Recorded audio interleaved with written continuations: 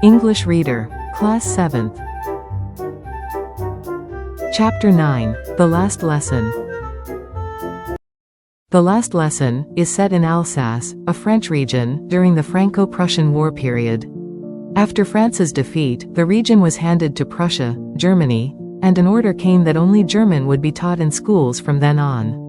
The story is narrated by a young boy, Franz, and captures the emotional final French class taught by his teacher, M. Hamel, showing how people value their language and identity only when it is about to be taken away from them. Franz started for school very late that morning, dreading a scolding. He feared this most because M. Hamel had announced he would question the class on participles, a grammar topic Franz hadn't studied at all.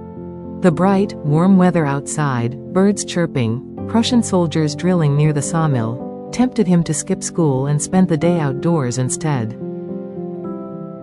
Despite finding the outdoors far more appealing than facing a grammar test, Franz found the strength to resist the temptation of running away. He hurried off toward school instead, choosing responsibility over his fear. On his way, Franz passed the town hall and noticed a crowd gathered before the bulletin board. For 2 years, all bad war news, lost battles, drafts, officers' orders, had been posted there. Without stopping, he wondered what new trouble had come, then hurried on as fast as he could. Normally, school began with noisy bustle, desks opening and closing, lessons being repeated loudly in unison, and the teacher's ruler rapping the table. That day, everything was unusually still, making Franz hope to slip into his desk unnoticed. Franz had to open the door and walk in front of everyone, blushing and frightened. But M. Hamel, instead of scolding him, spoke kindly and simply told him to take his seat quickly, as the class was about to begin without him. Once Franz calmed down, he noticed M. Hamel was dressed in his fine green coat, frilled shirt, and black silk cap, clothes usually worn only on inspection or prize-giving days. This unusual formality added to the strange, solemn atmosphere in the classroom. The most surprising sight was the back benches, usually empty, now filled with village elders sitting quietly. Everyone in the room looked sad, leaving Franz confused about what was happening. M. Hamel gently announced that this would be the last lesson he would teach them, as orders from Berlin required that only German be taught in the schools of Alsace and Lorraine from the next day. He urged the students to be very attentive. The announcement hit Franz like a thunderclap. He suddenly regretted not learning his lessons properly, realizing he barely knew how to write. His school books, once seen as a burden, now felt like old friends he couldn't bear to lose. Franz forgot all his earlier complaints about M. Hamel's strictness. The thought of never seeing his teacher again made him regretful, and he began to see M. Hamel in a completely different, more affectionate light. Franz finally understood why the old villagers sat in the back. They had come to honor 40 years of M. Hamel's service and to express regret for not attending school more often, as a way of showing respect for their homeland, now lost to them. When called upon to recite the grammar rule on participles, Franz got mixed up on the very first words. Overwhelmed and ashamed, he stood frozen, holding his desk, too nervous to look up.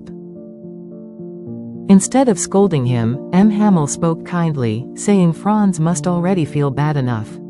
He reflected on how everyone kept postponing learning, till tomorrow, and now they had run out of tomorrows. M. Hamel said Franz wasn't the only one at fault. Parents preferred sending children to work for money instead of school, and he himself was guilty of giving holidays for fishing or sending Franz to water flowers instead of studying. M. Hamel told the class that French was the most beautiful, clearest, and most logical language in the world. He urged them to guard it carefully, saying that a people enslaved but holding on to their language are like people holding the key to their own prison. M. Hamel then taught the grammar lesson, and Franz was amazed at how easily he understood it. He felt he had never listened so carefully, and that his teacher had never explained things with such patience, as if trying to pass on all his knowledge at once before leaving.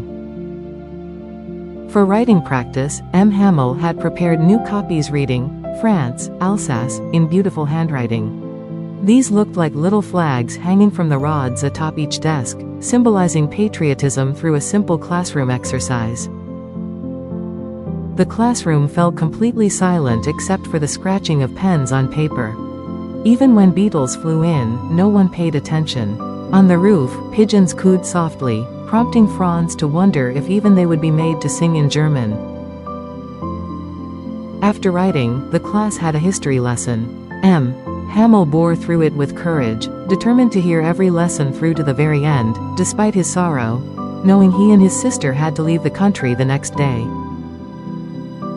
Suddenly, the church clock struck 12, followed by the Angelus bell. At the same moment, the trumpets of Prussian soldiers returning from drill sounded outside the windows, marking the harsh reality of the changing rule.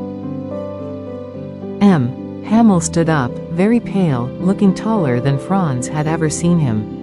He tried to speak, "My friends, but emotion choked him, and he could not continue.